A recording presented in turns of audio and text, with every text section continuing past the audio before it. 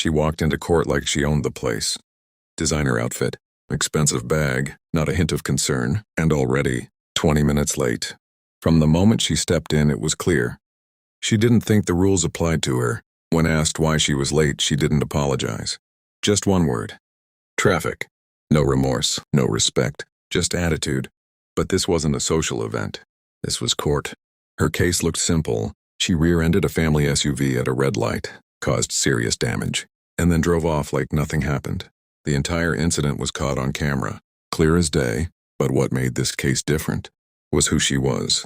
Her father was a billionaire, a powerful name in the city. Money, influence, status. She had grown up believing those things could fix anything, even this. As the hearing went on, her attitude only got worse. She checked her phone, interrupted the process, and called the crash a fender bender. Meanwhile, the victim sat quietly in the courtroom. A mother, a nurse, still in her scrubs after a long shift.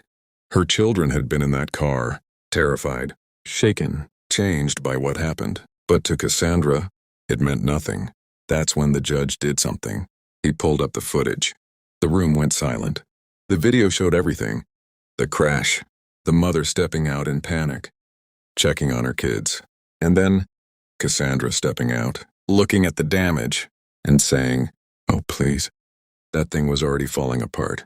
Then she got back in her car and drove away. No hesitation, no accountability. The courtroom froze. Everyone watched her face, waiting for some reaction, anything. There was nothing. When asked about it, she smirked. It wasn't exactly new. That was the moment everything changed. The judge stood up, and the entire room knew this was no longer just another case. He questioned her actions, her thinking, her complete lack of empathy.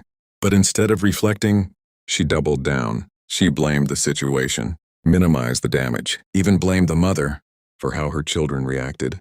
That was it, because this wasn't just about a crash anymore. It was about character, responsibility, and whether someone truly understood the consequences of their actions. For the first time, she realized something was slipping. Control, confidence, the belief that she could talk her way out. Because in that courtroom, money meant nothing, only truth did.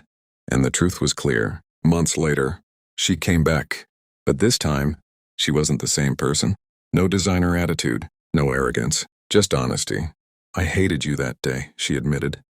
"I thought you were making an example of me." Then she paused. "You were the first person who didn't look away from who I was becoming." And finally, she understood. "I didn't change you," the judge said.